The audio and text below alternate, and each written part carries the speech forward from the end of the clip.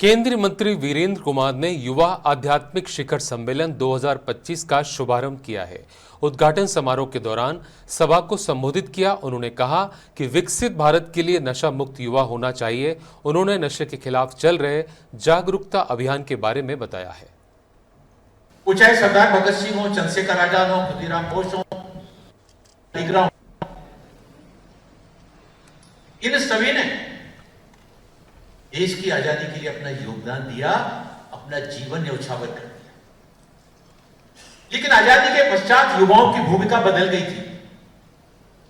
आजादी के पश्चात युवाओं की भूमिका राष्ट्र के नवनिर्माण की थी। हमारे युवाओं ने उस दिशा में काम करना भी प्रारंभ किया।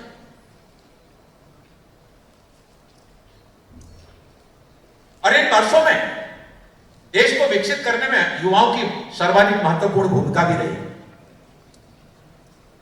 लेकिन पिछले कुछ समय से नशा जिस तरह से एक सामाजिक चुनौती बन करके हम सबको इस दिशा में काम करके कैसे हमारे युवाओं की रचनात्मक शक्ति को, उस रचनात्मक ताकत का उपयोग समाज के निर्माण में, राष्ट्र के निर्माण में, भारत को विकसित राष्ट्र बनाने के लिए कैसे युवाओं की शक्ति का उपयोग किया जा सकता है।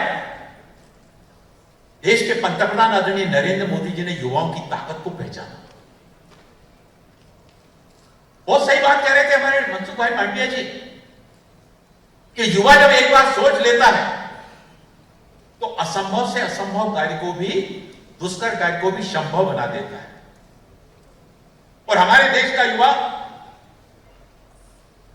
पूरब के साथ साथ पश्चिम की भूमि तक जाकर के भारत के सामर्थ्य को वहां पर बतलाया है। मैं आज सुबह वाराणसी में मारवी बाग के लिए, मैं जिस शहर में भी रहता हूं, मेरी एक आदत है, मैं सुबह से घूमने के लिए मैं निकल पड़ता हूं, अनजाने रास्तों पर, अनजाने लोगों के बीच में। मैं ऑस्ट्रेलिया गया था। ऑस्ट्रेलिया में मेलबर्न में रुका हुआ था, एक कॉन्फ्रेंस में गया था। सुबह में घूमने के लिए निकला, सुबह जा रहा था मैं, एक स्थान पर मैंने जाकर क्या देखा, वहां लगभग 450-500 ऑस्ट्रेलियन बंधु और बहनें वहां पर एकत्रित थे। सुबह सुबह योगा कर रहे थे और योगा में उनका मार्गदर्शन करने वाला, योग सिखाने वाला जो युवक था वो भगवा वस्त्रधारी भारतीय युवक था।